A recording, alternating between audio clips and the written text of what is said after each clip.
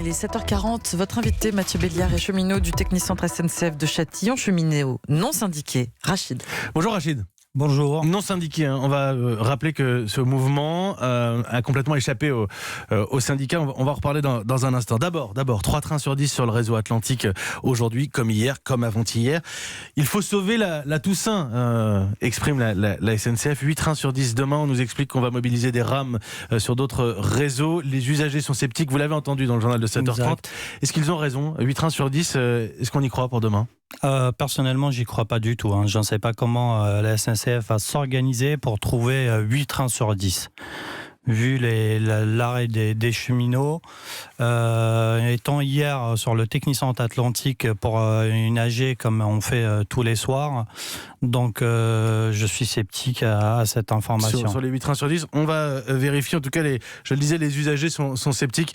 Ils le disent aussi au 39-21. Alors, pourquoi cette grève ? On a voulu vous supprimer 12 jours de congé contre une prime de 7 000 € versée en plusieurs fois. Vous allez m'arrêter si je me trompe. Je reprends évidemment les éléments de ce débat. Ce projet a été retiré. La direction a retiré ce projet.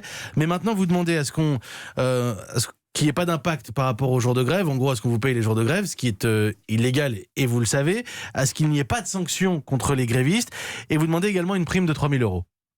Non, exactement. Donc, je clarifie un petit peu la situation. Donc, ce que la direction appelle un projet, nous, on appelle ça une attaque. C'est pas un projet.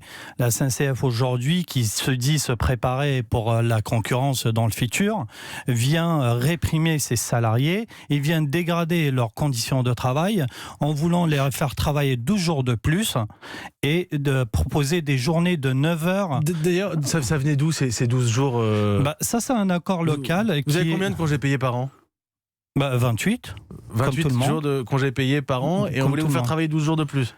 Non, en fait, ça, c'est les repos qu'on a dans l'année. D'accord. Vu qu'on travaille en 3-8, 7 sur 7 et les week-ends. Donc, on a on a ces 12 jours de repos. Et on c'est vous une compensation. de travailler et de récupérer 7 000 €. Vous êtes contre, mais ce projet a été retiré, on est d'accord ? Ce projet a été retiré, mais sous quelles conditions ? Ce projet a été retiré sous la pression des salariés pour qu'il soit retiré et pour que les choses soient clarifiées. Les cheminots n'ont pas décidé un beau matin de se lever, de dire voilà, on fait une grève, c'est les vacances scolaires et là on va pouvoir demander des choses. La direction a déjà planifié ce projet que nous on qualifie d'attaque et qui est venu le présenter, ça fait un petit moment. Le directeur d'établissement qui lui est venu parler avec les salariés au mois de juin, à qui on a dit qu'il ne faut pas faire ça car ça va faire mal. Mais il nous a pas écouté. On avait prévenu, on n'a pas été écouté. Mais le projet est retiré aujourd'hui. Pourquoi est-ce que vous ne reprenez pas le travail ? Alors là, pourquoi on ne reprend pas le travail ? Parce qu'il y a des conditions de sortie de conflit, ça se passe toujours comme ça. Aujourd'hui, on est en force et on veut améliorer nos conditions de travail. Avec les éléments que j'évoquais. Est-ce que vous discutez avec la direction aujourd'hui, Rachid ? Aujourd'hui, il n'y a pas de discussion avec la direction. C'est pas ce qu'ils disent. Eux disent qu'ils vous rencontrent. C'est faux. C'est faux. Madame Cazenave, qui s'est déplacée d'ailleurs avant-hier. Qui était en direct avec nous lundi. Voilà. Qui dirige le réseau Ouest. Voilà, exactement. Elle est passée en coup de vent, elle a vu 2-3 salariés et elle est partie. Elle n'a pas pris le temps de nous recevoir. Ce qui se passe est surréaliste. Je me mets à la place des personnes qui ne connaissent pas forcément la SNCF, qui ne connaissent pas forcément ni vos conditions de vie, ni vos conditions de travail, mais qui sont simplement des Français peut-être en vacances, peut-être qui travaillent. 320 000 voyageurs dont on parle pour le week-end de la Toussaint qui arrive. Vous êtes, je récapitule les chiffres, vous êtes 200 dans ce technicentre sur 800 à être en grève. Vous vous rendez compte qu'à 200, vous arrivez à bloquer l'ouest du pays ? Je sais pas, ça suscite quoi chez vous ? Une satisfaction ou c'est... Alors, il y a un problème de fonctionnement. Alors là, non, c'est loin d'être une satisfaction, attention. Déjà, ça montre une chose, que ces 200 salariés, qu'est-ce qu'ils font tous les jours ? Ils arrivent à sortir des trains en toute sécurité, avec un confort et à être réguliers pour les Français. Quand ils cessent de travailler, on voit l'impact. C'est pas une satisfaction que les gens soient pénalisés. Ceci dit, cette situation dans laquelle on se trouve, c'est la faute de la SNCF, c'est la faute de la direction.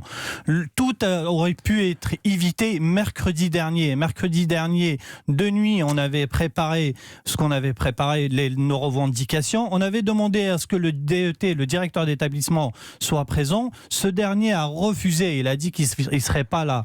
Il a fallu attendre le lendemain. Il y a un risque de contagion sur les autres technicentres franciliens. Effectivement. Ils nous disent pour l'instant qu'ils attendent le 5 décembre, mais non, il y a un risque sur le lundi. Il y a déjà une demande de concertation qui a été posée. Ça parle lundi Céleste, c'est ça? Lundi. Ouais, ok. Là où seront traités les Eurostars et les Thalys. C'est le Nord, ok. Simplement, on dit que vous ne respectez pas les règles du jeu, préavis, les règles du droit de travail. On constate que les syndicats ont clairement perdu la main aussi. Je rappelle que vous êtes non syndiqué. Dites-le nous, assumez-le. La grève normale aujourd'hui, ça ne paye plus? La grève aujourd'hui, ça ne paye plus. Ça n'apporte pas. Nous, on a souhaité que ce mouvement ne soit pas syndiqué, ne soit pas pris par les syndicats. On a souhaité que ce soit un mouvement qui vienne de la base et qui soit géré localement. Cependant, on se rend compte que personne ne veut nous écouter. Et la preuve est que hier, on s'est déplacé jusqu'à Saint-Denis pour voir Madame Picard. Mais on a vu quoi? On a vu qu'il y a une... Qui dirige le TGV. Voilà. Personne n'a voulu nous recevoir. Rachid, une dernière question. Vous gagnez combien?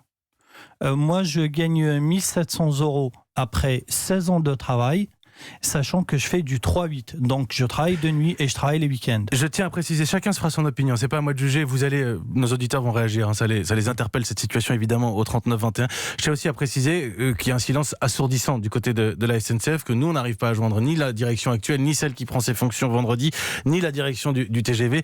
J'ajoute également du côté du ministère des Transports, rien cette semaine. Merci Rachid d'être venu témoigner. Chacun se fera son opinion sur ce mouvement qui va se poursuivre, vous dites. Exactement.